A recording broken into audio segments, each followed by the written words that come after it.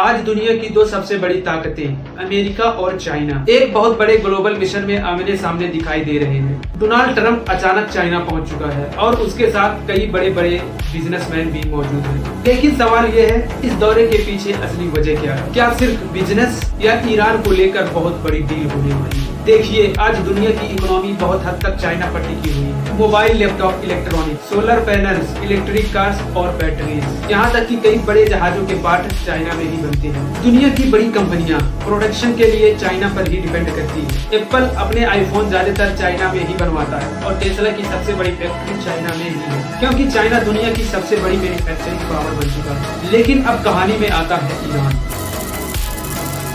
Iran दुनिया के सबसे बड़े ऑयल देशों में से एक है और चाइना ईरान से बहुत ज्यादा ऑयल खरीदता है। कई रिपोर्ट के मुताबिक चाइना ईरान की इकोनॉमी के लिए एक बहुत बड़ा सहारा बना हुआ है। चाइना ईरानियन ऑयल खरीदता है और ट्रेड करता है और कई मामलों में चाइना ईरान को आर्थिक सपोर्ट भी देता है। और यही वजह है कि अमेरिका चाहता है कि चाइना ईरान पर दबाव डाले, क्योंकि अमेरिका और उसके अलायंस को डर लगता है कि ईरान मिडिल ईस्ट में तनाव बढ़ा सकता है। हाल ही के रिपोर्ट के मुताबिक ये भी सामने आया कि अमेरिका ने चाइना के प्रेसिडेंट शी जिनपिंग से स्ट्रेट ऑफ हार्मुज को लेकर बातचीत की। स्ट्रेट ऑफ हार्मुज दुनिया की सबसे बड़ी महत्वपूर्ण ऑयल रूट माना जाता है। अगर वहाँ पर तनाव बढ़ता है तो पूरी दुनिया के ऑयल प्राइस बढ़ सकते हैं। और यही वजह है कि ट्रंप चाहता है कि चाइना ईरान को शांत रहने के लिए कहे और उसे ज्यादा सपोर्ट न दे, क्योंकि अगर चाइना चाहे तो ईरान की इकोनॉमी पर बहुत बड़ा असर पड़ सकता है। लेकिन पूरी तरह चाइना भी ईरान को छोड़ना नहीं चाहता, क्योंकि चाइना को सस्ते ऑयल चाहिए और मिडिल ईस्ट में इन्फ्लुएंस चाहिए और अमेरिका के खिलाफ एक स्ट्रेटेजी पार्टनर भी चाहिए। और एक बहुत बड़ा वजह ये भी है कि ट्रंप क्यों गया है China. China rare earth material का भी बहुत बड़ा सोर्स है। रेयर अर्थ मटेरियल यानी वो खास मिनरल जो मोबाइल और इलेक्ट्रिक कार, मिसाइल और एआई चिप और मॉडर्न टेक्नोलॉजी बनाने में इस्तेमाल होते हैं। अब सवाल ये है,